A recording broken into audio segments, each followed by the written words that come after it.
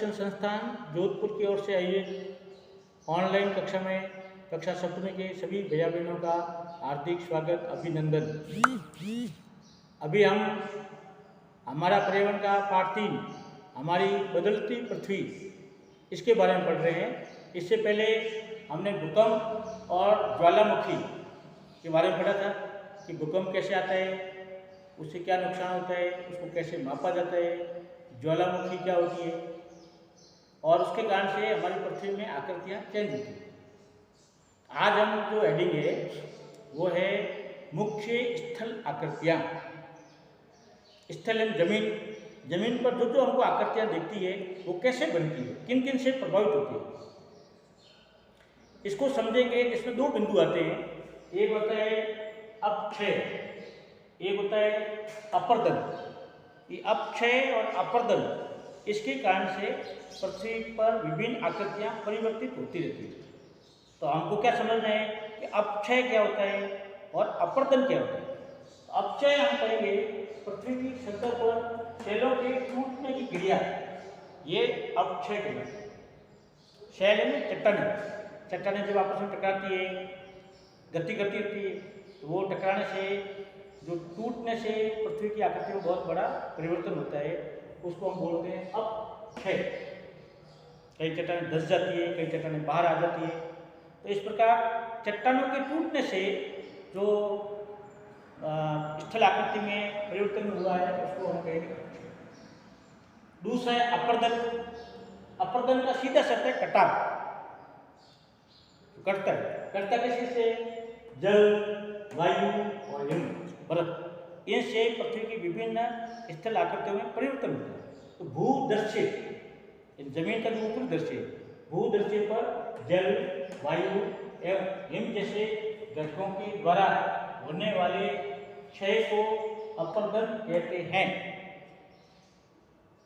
तो ये 2 क्रिया हैं, अपक्षय और अपर्दन। इसके द्वारा पृथ्वी की मुख्य स्थल आकृतियाँ, ये इसका निर्माण होता है। अभी हम जो पढ़ रहे हैं मुख्य स्थल आकृतियाँ किस किस से निर्मित होती है। तो पहले तो ये जो स्थल आकृतियाँ हैं उसको प्रभावित कौन करती है? 2 क्रिया होती है।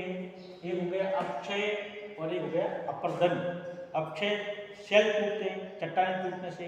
अपर्दन यानी भूमि का कटाव। ये कटाव जल से होता है, वायु से होता है, हिम से होता है। अब हम स्थल आकृतियों के निर्माण में नदी का प्रयोग समझेंगे। पहले आपने देखा होगा कि जलप्रपात एक शब्द आता है, जल का ऊपर से नीचे गिरना। जब नदी खड़े ढाल वाले स्थान से अत्यधिक कठोर शैल वाली घाटी में गिरती है तो उस समय जलप्रपात बनता है। आप चित्र देखेंगे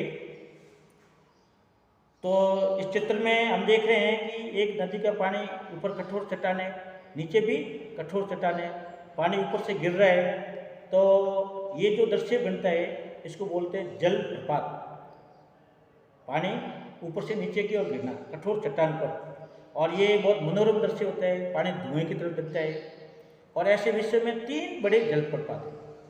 सबसे ऊंचा जो जलप्रपात है वो एंजेल, ये वेनेजुएला जो स्थान है दक्षिणी अमेरिका में, वहाँ पर ये जलप्रपात है पहला, जिसको एंजेल जलप्रपात बोलते हैं, सबसे ऊंचा। दूसरा ऊंचा जलप्रपात है उत्तरी अमेरिका, कनाडा और संयुक्त राज्य अमेरिका की सीमा पर स्थित है नियाग्रा जलप्रपात। और तीसरा जो जलप्रपात है उसको बोलते हैं विक्टोरिया जलप्रपात। ये अफ्रीका में जाम्बिया एंड जिम्बाब्वे की सीमा पर स्थित है। इस प्रकार ये 3 प्रमुख जलप्रपात। अब हम पढ़ेंगे कि नदी के द्वारा कौन कौन सी स्थल आकृतियाँ निर्मित होती है। तो नदी के द्वारा एक विषद बनता है, एक चाप झील बनती है, एक बाढ़ के मैदान बनता है और एक डेल्टा बनता है। अभी हमने पढ़ा जलप्रपात। ये जलप्रपात कहाँ बनेगा? पहाड़ों में। पहाड़ों की चट्टानों के ऊपर की चट्टान से नीचे वाली चट्टान में पानी गिरता है, धुएं के साथ गिरता है, उसको हम जलप्रपात कहते हैं। लेकिन जब नदी मैदान में आती है तो यहाँ जलप्रपात नहीं होता। मैदान में नदी ढाल के अनुसार बहेगी और बहते बहते वो ऐसे मोड़दार बहती है, सीधी नहीं जाती। ऐसे अनेक नदी के मोड़ बन जाते हैं उन मोड़ को हम बोलते हैं विसर्प। एक स्थल आकृति हम देखा मोड़ के द्वारा बनती है। नदी विभिन्न ऐसे आकृति देती है। अब देखते हैं कि इस प्रकार की नदी देती है। ये मोड़ है, इस मोड़ को विसर्प बोलते हैं। ठीक है, ये एक स्थल आकृति। दूसरा है चाप झील। ये विसर्प कभी कभी जब होता है तो विसर्प ऐसे मोड़ बना हुआ है, मोड़ को विसर्प कहते हैं। उस मोड़ के साथ में बहुत बारे मिट्टी वगैरह ये आते रहते हैं, तो वहाँ मिट्टी जमा होती रहती है। जमा होते होते और एक लूप बन जाता है। लूप यानी वो जो पहले बिना था, जिसको हम ये विसर्प बोलते हैं, ये विसर्प मुख्य नदी से अलग हो जाता है और एक ऐसे झील का निर्माण कर देता है।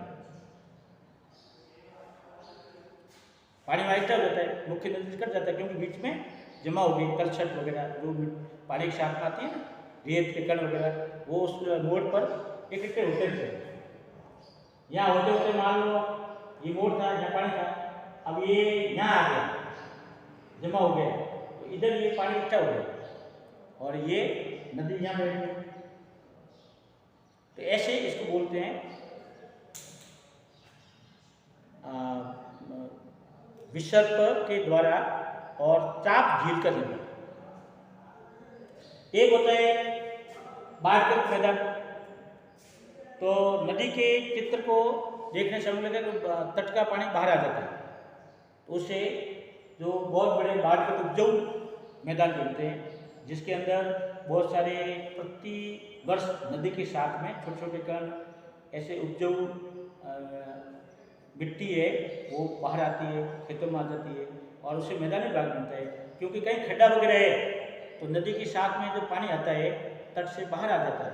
तट के बाहर में कहीं खड्डे हैं तो पानी उसको खड्डों को भर देता है, रेत भर देता है, वो कैसे हो जाता है, समतल मैदान हो जाता है। और वो मैदान कैसे होता है, बहुत उपयोगी होता है। तो ऐसे समतल मैदान बनते हैं, एक डेल्टा बनते हैं। अब हम नदी के चित्र को देख करके इन सब चीज़ों को एक बार समझेंगे। तो नदी का एक बार चित्र आप देखिए। ये नदी जो घूम रही है, ये मोड़ होते हैं, इस मोड़ को हम विसर्प कहते हैं। फिर एक आया चाप झील। तो आप चित्र में देख रहे हैं, ये चाप झील नदी के साथ साथ और बहुत सारे महीन मिट्टी, अन्य पदार्थ, ऐसे अवसाद जो होते हैं वो जमा होते रहते हैं और वो एक झील का रूप ले लेते हैं, जिसको हम चाप झील कहते हैं। फिर नदी के किनारे होते हैं, उसको हम तट कहते हैं। आप देख रहे हैं ये डॉट डॉट जो बने हुए हैं, ये तट है। जब पानी तट से बाहर आता है तो उसको हम कहेंगे बाढ़ के मैदान। नदी के तट से पानी बाहर आएगा तो उसको हम कहेंगे बाढ़ का मैदान। तो आप ये ग्रीन ग्रीन देख रहे हैं वो सब और बाढ़ से तैयार हुआ मैदान है और ये बहुत समतल है और उपजाऊ है। क्यों? क्योंकि इसके साथ में बहुत मई मिट्टी, अन्य पदार्थ ऐसे जमा होते रहते हैं, जैसे मैदानी भाग बहुत उपयोगी बनता है। इस प्रकार ये नदी के तटों से बाहर आना एक बाढ़ग्रस्त मैदान हो गया। तो ये नदी के मुख्य भाग समझा हमने कि विसर्प क्या होता है, चाप झील क्या है, बाढ़ग्रस्त मैदान क्या है। अब हम समझेंगे डेल्टा क्या है। आप चित्र देखिए और इस चित्र में हम देखते हैं कि नदी जब समुद्र में गिरती है तो जमीन का और समुद्र का लेवल बराबर होता है, इसलिए पानी अनेक धाराओं में बढ़ जाता है। आप देख रहे हैं कि मुख्य नदी है वो अनेक धाराओं में बढ़ती हुई है। इन धाराओं को बोलते हैं वितरिका। यहाँ नदी की पानी की गति बहुत कम हो जाती है। क्यों हो जाती है?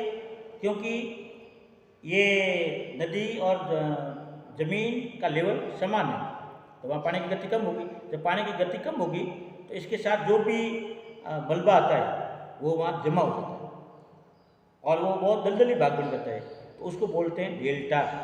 यानी जब नदी का मुहावना जो समुद्र में अंतिम रूप से गिरती है, उस मुहावने में दलदली भाग बन जाता है, अनेक धाराओं में बढ़ जाता है, जो वितरिका कहलाती है।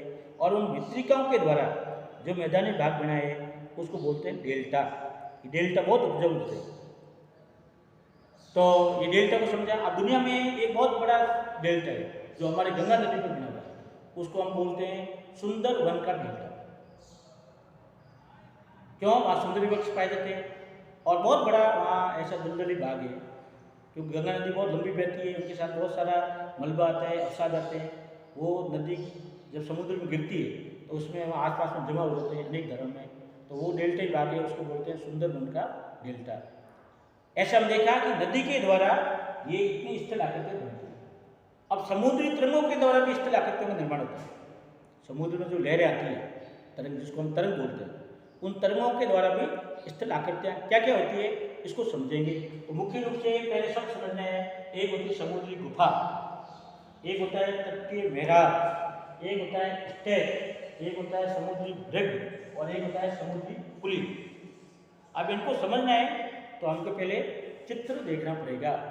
तो समुद्री तरंग का द्वारा कौन कौन सी स्थल आकृतियाँ निर्मित होती है, इस चित्र को आप देखिए।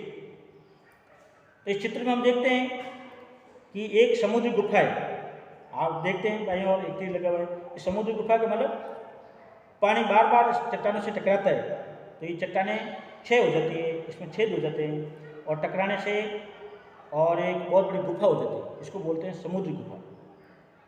दूसरा है तटीय मेहराब। आप देखते हैं जब ये समुद्री गुफा है, ये बार बार समुद्र की तरंगों से टकराने से और लंबी हो जाती है और कभी कभी वो आर पार हो जाती है, केवल ऊपर छत रहती है। आप देख रहे हैं दूसरे चित्र में वो जो निशान लगे हैं तटीय मेहराब, इसमें पानी आर पार जा रहा है, केवल ऊपर एक छत है। ऐसी स्थिति उसको बोलते हैं तटीय मेहराब। कभी कभी चट्टानें पूरी चट्टान को, ये समुद्री जो तरंग है वो चट्टान को काट देती है और एक पत्थर शिला के रूप में खड़ा रहता है, केवल दीवार बच जाती है, उसको बोलते हैं स्टैक। जैसे आप ये देख रहे हैं तीर वाले स्टैक पर, तो यहाँ पर ये समुद्र से तरंगों ने पूरे पानी के द्वारा पहाड़ को काट दिया, चट्टानों को काट दिया, एक टुकड़ा खड़ा रहेगा, दीवार की भांति एक दीवार बन जाती है चट्टान की और उसको बोलते हैं स्टैक। फिर एक होता है समुद्री ब्रिग, तो समुद्री जल के ऊपर लगभग ऊर्ध्वाधर स्थिति में ऊंचे शैली तट होते हैं, उसको समुद्र भृगु कहते हैं।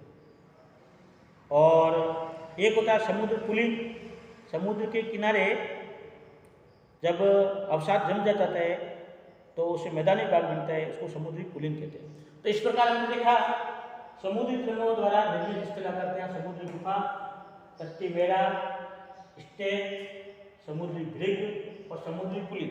समुद्री पुलिन का मतलब हो गया समुद्र का जो तट है, जब लहरें आती है तो उसके साथ बहुत सारी मेन मिट्टी वगैरह आती है, वो वहाँ जम जाती है, तो उससे बहुत बड़ा मैदानी भाग बनता है, उसको समुद्री पुलिन कहते हैं। इस प्रकार हमने स्थल आकृतियों में परिवर्तन के अभी दो मुख्य घटक समझे। एक तो नदी के द्वारा कौन कौन सी स्थल आकृतियाँ होती है, तो नदी के द्वारा स्थल आकृतियाँ में हम देखा है एक विसर्ग होता है, एक चाप झील होती है, एक बाढ़ का मैदान होता है, एक डेल्टा होता है। कि समुद्र के द्वारा कौन कौन सी स्थल आकृतियाँ बनती है, तो समुद्री गुफा बनती है, तटीय मेहराब बनता है, स्टैक होता है, समुद्री ब्रिग होता है और समुद्री पुलिन होता है। इस प्रकार अपरदन और अपक्षय, इसके द्वारा नदियों में विभिन्न, ये पृथ्वी पर विभिन्न स्थल आकृतियाँ बनती है। इसका हमने दो का आज पढ़ा है, अगले कल दो और हम पढ़ेंगे।